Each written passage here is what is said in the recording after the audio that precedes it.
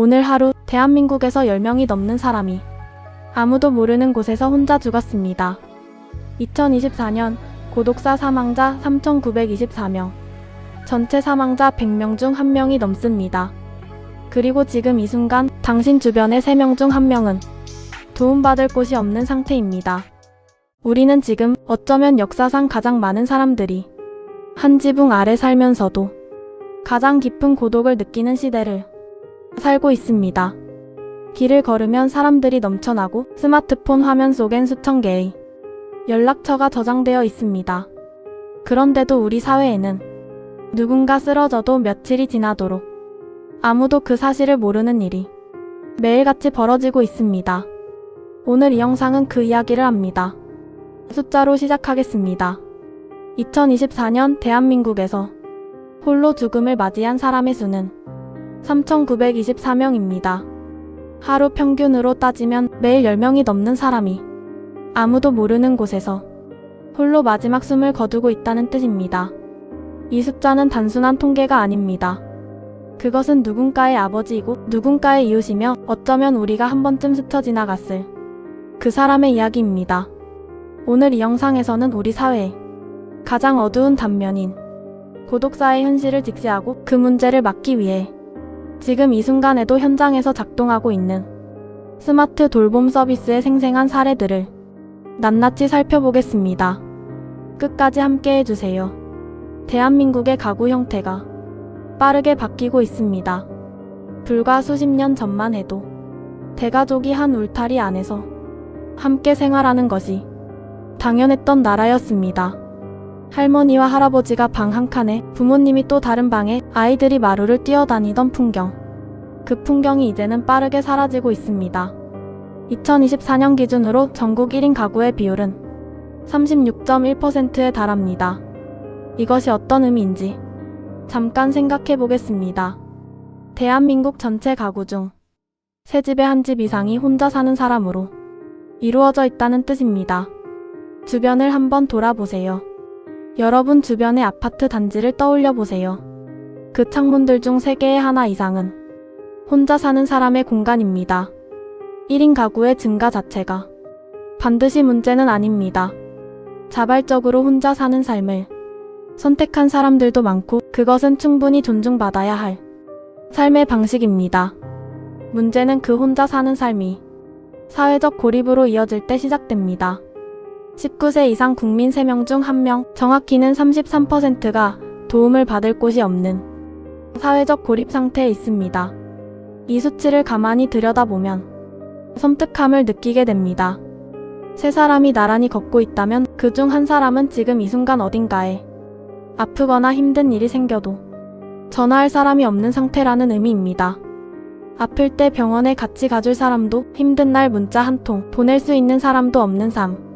그것이 지금 이 나라에서 3명 중 1명의 현실입니다.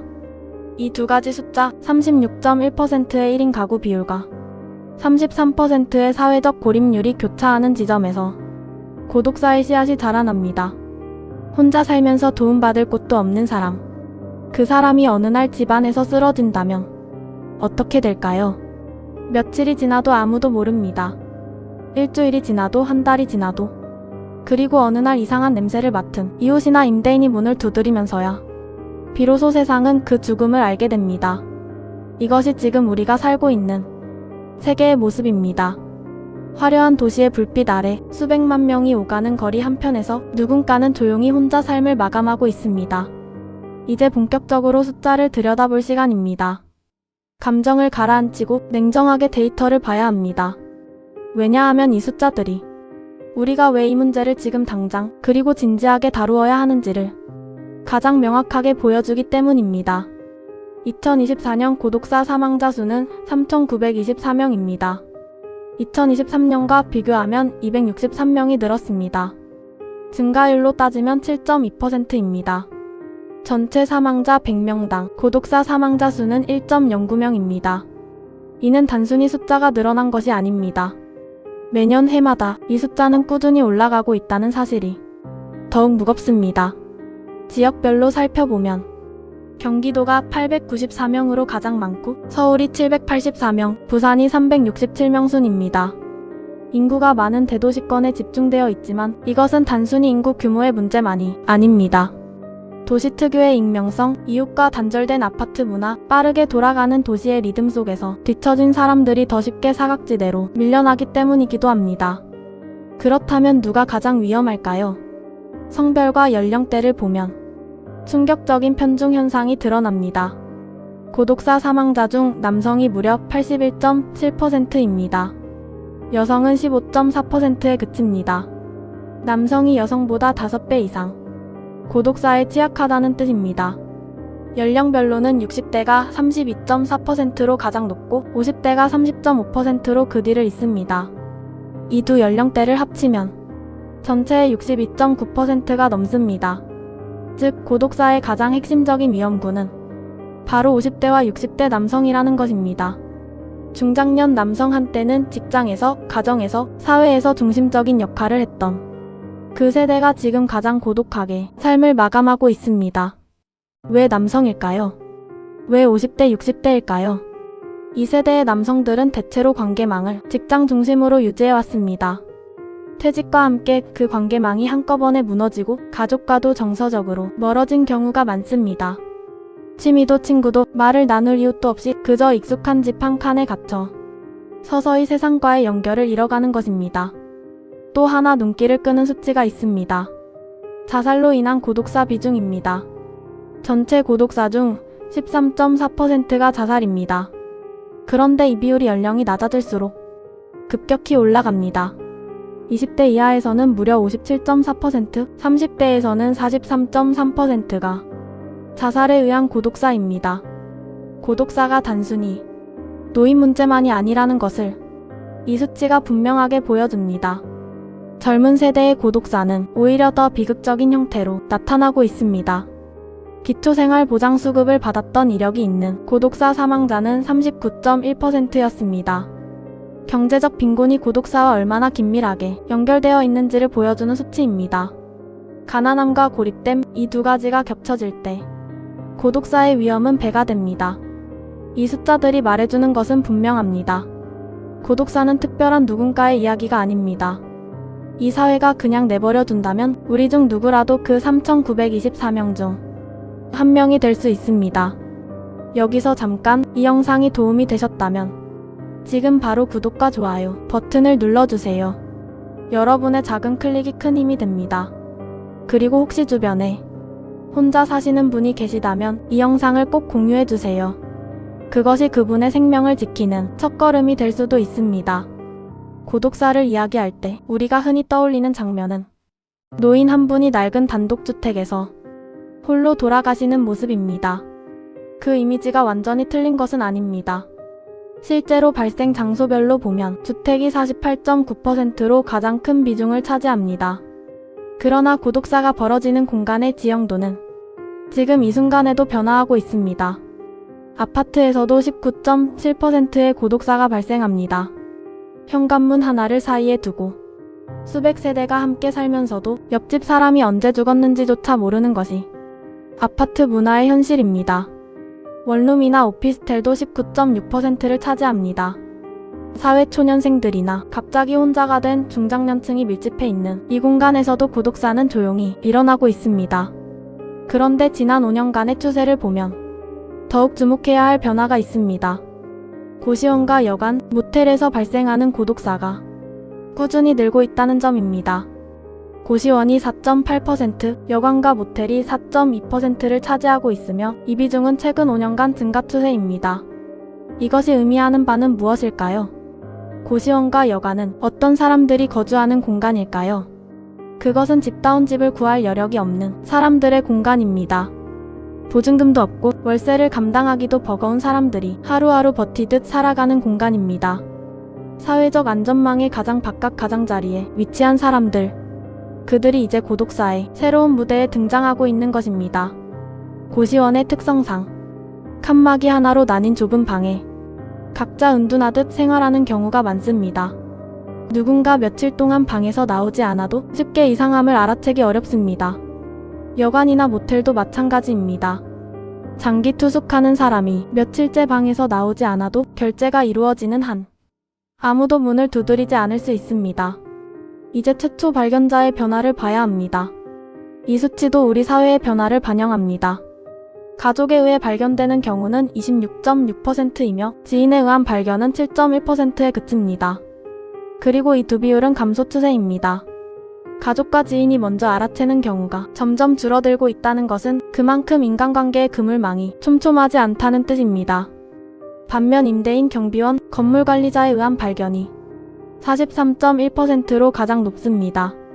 가족도 친구도 아닌 집주인이나 건물관리인이 가장 먼저 이상함을 알아채고 문을 두드리는 경우가 절반에 가깝다는 것입니다. 이것은 오히려 역설적이기도 합니다. 집주인이 세입자의 안부를 챙기는 나라라니 아름답게 들릴 수도 있습니다. 그러나 그 이면에는 세입자에게 정작 걱정해줄 가족도 연락하는 친구도 없다는 씁쓸한 현실이 있습니다. 그러나 한 가지 희망적인 변화도 있습니다. 보건복지 서비스 종사자에 의한 발견이 7.7%로 이는 2020년 대비 4.5배나 증가한 수치입니다. 복지 시스템이 돌봄 인력이 조금씩 그 역할을 넓혀가고 있다는 신호입니다. 아직 부족하지만 변화는 시작되고 있습니다. 문제가 심각해질수록 움직이는 곳이 있습니다.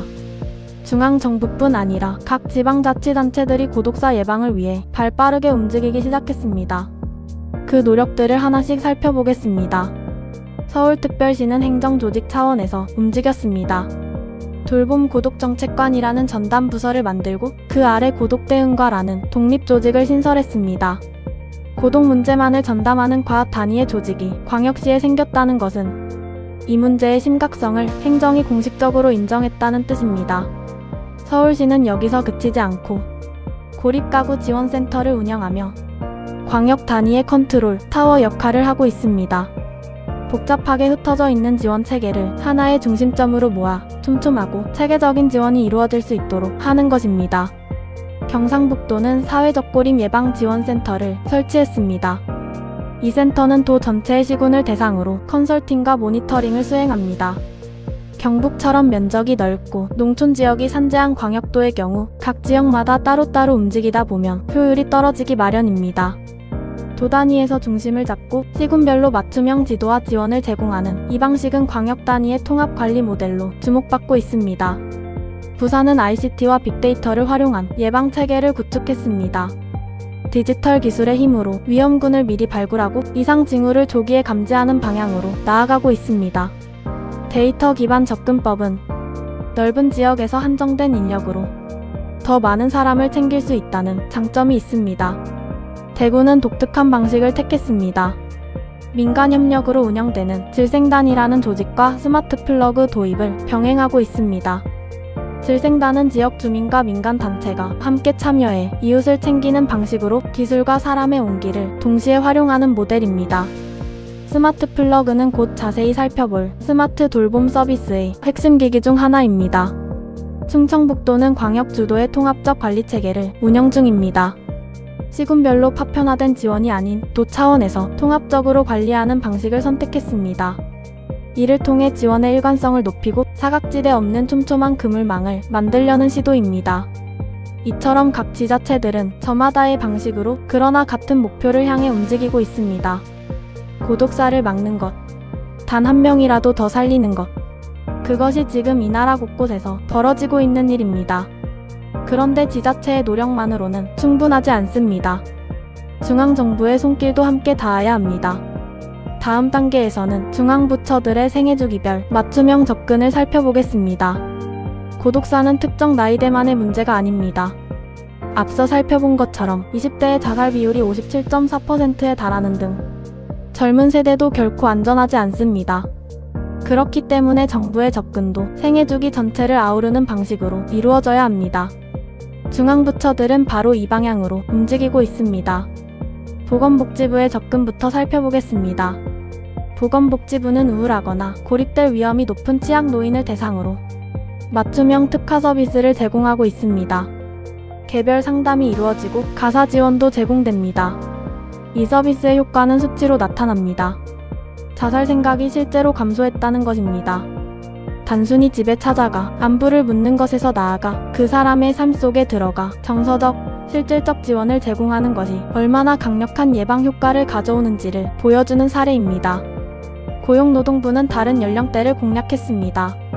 구직을 단념한 청년들을 발굴하는 것이 핵심입니다. 취업시장에서 반복된 실패를 겪으며 아예 구직 자체를 포기한 청년들. 이들은 사회와의 연결고리를 하나씩 잃어가는 과정에 있습니다. 고용노동부는 이런 청년들을 찾아내 맞춤형 취업 프로그램에 연결하고 수당도 지원합니다. 그 결과 자존감이 회복되고 고독사 예방으로 이어졌습니다. 일자리는 단순히 돈을 버는 수단이 아닙니다. 사회와 연결되는 통로이자 자신의 존재를 확인하는 수단입니다. 그 연결이 끊어지지 않도록 붙잡는 것이 고용노동부의 역할입니다. 국가보훈부는 또 다른 대상을 집중 관리합니다. 바로 국가유공자들입니다. 나라를 위해 헌신했지만 이제 혼자 남겨진 분들을 위해 국가보훈부는 AI 반려로봇과 안부콜 등 맞춤형 관리체계를 구축했습니다. AI 반려로봇은 단순한 기계가 아닙니다. 말벗이 되고 건강 상태를 체크하며 위급한 순간에는 도움을 요청하는 디지털 동반자입니다. 국가를 위해 희생한 분들이 그 희생의 대가로 외로움 속의 쓸쓸히 생을 마감하지 않도록 하겠다는 의지의 표현입니다. 이 세 부처의 접근 방식을 놓고 보면 하나의 공통점이 보입니다. 바로 찾아가는 방식입니다. 도움이 필요한 사람이 먼저 손을 내밀기를 기다리는 것이 아니라 제도가 먼저 그 사람을 발굴하고 다가가는 것입니다. 이것은 고독사 예방에 있어 매우 중요한 패러다임의 전환입니다. 고독 속에 깊이 빠진 사람은 스스로 도움을 요청하기 어렵습니다. 그 사람의 문을 먼저 두드려야 합니다. 이제 영상의 핵심 중의 핵심입니다. 이론이 아닌 현장의 이야기입니다. 첨단 기술이 어떻게 실제로 사람의 생명을 구하고 있는지 그 생생한 사례들을 하나씩 살펴보겠습니다. 첫 번째는 스마트 플러그입니다. 스마트 플러그는 가정의 콘센트에 꽂는 작은 기기입니다.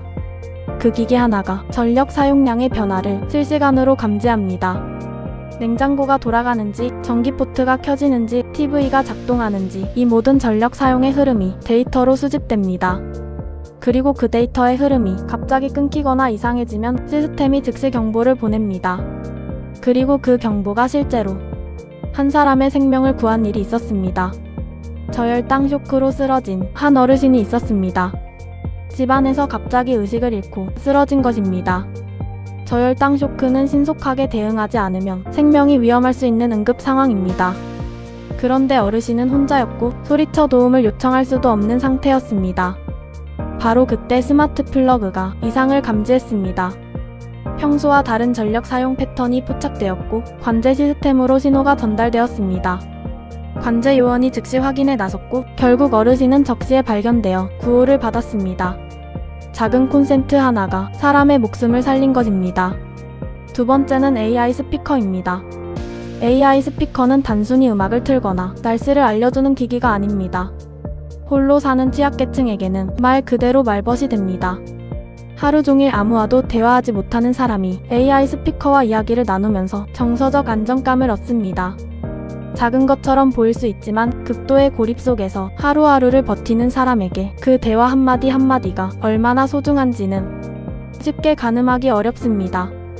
그런데 AI 스피커의 역할은 정서적 지지를 넘어섭니다. 위급한 순간 AI 스피커가 생명의 다리가 된 사례가 있습니다. 위급 상황에 처한 이용자가 손을 뻗기 어려운 상황에서도 목소리만으로 AI 스피커의 도움을 요청했고 AI 스피커가 그 신호를 포착해 구조로 이어진 것입니다. 음성 하나가 살아있는 연결선이 된 것입니다. 세 번째는 관제센터의 활약입니다. 이것이야말로 스마트 돌봄 서비스의 심장입니다. 스마트 플러그도 AI 스피커도 그 기기들이 수집한 데이터를 받아서 실제 행동으로 전환하는 곳이 관제센터입니다. 똑똑 안부 확인 서비스, 1인 가구 안부 살핌 서비스 등 다양한 서비스를 통해 수집된 이상 신호들이 모두 관제센터로 모입니다. 관제 요원들은 24시간 이 신호들을 모니터링합니다. 관제센터가 실제로 해낸 일들을 구체적으로 살펴보겠습니다. 어느 날 관제센터에 이상 신호가 들어왔습니다. 한 이용자의 데이터에서 심상치 않은 패턴이 포착된 것입니다. 확인해보니 그 이용자는 자살 충동을 느끼고 있는 상태였습니다. 관제 요원의 즉각적인 대응과 연계로 그 충동은 막을 수 있었습니다. 데이터가 사람을 살린 것입니다. 또 다른 사례입니다. 한 이용자가 집안에서 다리를 다쳐 움직이지 못하는 상황이 발생했습니다. 혼자서는 전화를 걸기도 문을 열기도 어려운 상황. 관제센터가 이상을 감지하고 119에 신속히 연계했습니다. 도움이 필요한 그 순간 연결이 이루어진 것입니다. 치매 이용자가 길을 잃은 사례도 있었습니다. 배회하는 어르신의 귀가를 관제센터가 도운 것입니다. 치매 어르신이 혼자 집을 나섰다가 길을 잃었을 때 가족도 이웃도 모르는 상황에서 관제센터가 위치를 파악하고 귀가를 도왔습니다. 그리고 이 모든 긴급 대응 이후에는 후속 지원이 이어집니다. 식사 지원이 연결되고 정기적인 안부 확인이 이루어집니다. 위기 상황에서만 반짝 개입하는 것이 아니라 그 이후의 삶을 함께 지탱하는 것입니다. 스마트 돌봄 서비스가 보여주는 것은 기술의 가능성입니다. 차갑게 느껴질 수 있는 데이터와 기기들이 결국은 사람의 온기와 연결될 때 가장 강력한 힘을 발휘한다는 것입니다. 스마트 플러그가 감지하고 AI 스피커가 연결하고 관제 요원이 판단하고 구조대가 달려가는 그 전체 흐름 속에서 기술은 도구이고 중심은 언제나 사람입니다. 지금까지 우리는 고독사의 현실을 직시하고 지자체와 중앙부처의 노력을 살펴봤으며 실제 현장에서 생명을 구하고 있는 스마트 돌봄 서비스의 사례들을 들여다봤습니다. 이제 이 모든 경험과 데이터를 바탕으로 만들어지고 있는 새로운 체계를 살펴볼 차례입니다. 우리가 바라봐야 할 2026년의 풍경입니다. 정부는 2026년부터 정책의 대상을 한 단계 더 확장할 계획입니다. 지금까지 주로 고독사 위험군을 중심으로 운영되던 정책이 이제 사회적 고립 전체로 시야를 넓힙니다. 고독사가 발생하기 전 단계인 사회적 고립 자체를 예방의 대상으로 삼겠다는 것입니다. 이를 위해 사회적 고립 실태 조사도 새롭게 시행할 예정입니다. 정확한 실태를 파악해야 정확한 처방을 내릴 수 있습니다. 고독사 위험에서 가장 취약한 것으로 드러난 5060대 중장년에 대한 특화 지원도 강화됩니다. 이 세대가 가장 필요로 하는 것이 무엇인지를 데이터가 보여주고 있습니다. 관계의 단절, 역할의 상실, 경제적 어려움. 이 세 가지를 동시에 다루기 위해 일자리 연계와 자조 모임 등의 특화 서비스가 5060대를 향해 집중적으로 설계됩니다. 일자리 연계는 단순히 생계 지원이 아닙니다. 앞서 말했듯 일자리는 사회와의 연결입니다. 은퇴 이후 사회에서 밀려났다는 느낌을 받는 중장년 남성들에게 다시 사회의 일원으로 참여할 수 있는 기회를 만들어주는 것입니다. 자조 모임은 비슷한 처지의 사람들이 모여 서로를 지탱하는 구조입니다. 전문가의 도움을 기다리는 것이 아니라 같은 경험을 공유하는 사람들이 서로에게 이웃이 되어주는 것입니다. 또 하나의 중요한 계획이 있습니다. 고독사 위기 대응 시스템의 새로운 개통입니다. 이 시스템은 경제, 고용, 생계 위기 변수를 활용하여 위험군을 더 정밀하게 발굴합니다. 지금까지 복지 시스템이 미처 포착하지 못했던 사람들, 갑자기 실직하거나 사업에 실패하거나 빚에 시달리는 사람들이 고독사의 위험에 노출되기 전에 먼저 찾아내는 것입니다. 데이터가 사람을 구하는 새로운 방식입니다. 그리고 민간 인적 안전망의 공식화도 이루어집니다. 이미 43.1%의 고독사를 가장 먼저 발견하고 있는 임대인과 경비원. 그들이 이제 단순한 목격자가 아닌 공식적인 안전망의 일원으로 포함됩니다. 이웃 주민, 지역 상인, 배달원, 우편 집배원까지 지역 사회 속 다양한 사람들이 안전망을 구성하는 노드가 되는 것입니다. 기술과 사람이 함께 촘촘한 그물을 짜는 새로운 시대가 열리고 있습니다. 2026년은 단순한 연도가 아닙니다. 고독사와의 싸움에서 새로운 무기를 들고 다시 시작하는 해입니다. 우리 사회는 오랫동안 고독을 개인의 문제로 여겨왔습니다. 혼자 사는 것은 선택이고 고립되는 것은 그 사람의 관계 능력 탓이라는 시선. 그러나 19세 이상 성인 3명 중 1명이 도움받을 곳이 없는 사회라면 그것은 더 이상 개인의 문제가 아닙니다. 그것은 사회구조의 문제이고 우리 공동체가 함께 책임져야 할 과제입니다. 변화는 작은 것에서 시작됩니다. 오랫동안 보이지 않던 이웃의 안부를 한번 물어보는 것. 복도에서 마주치는 노인에게 눈인사 하나 건네는 것. 혼자 사는 친척이나 지인에게 가끔 연락을 해보는 것. 이 작은 행동 하나하나가 누군가의 고독의 벽에 조그만 창을 내는 일입니다. 제도의 역할도 중요합니다. 스마트 돌봄 서비스가 확대되고 고독사 위기 대응 시스템이 고도화되며 임대인과 경비원까지 민간 안전망에 포함되는 새로운 체계가 자리를 잡아야 합니다. 서울시의 고독대 응가처럼, 경상북도의 사회적 고림 예방 지원센터처럼 각 지역이 저마다의 방식으로 이 문제에 진지하게 임하는 문화가 전국으로 퍼져야 합니다. 고독사는 피할 수 없는 운명이 아닙니다.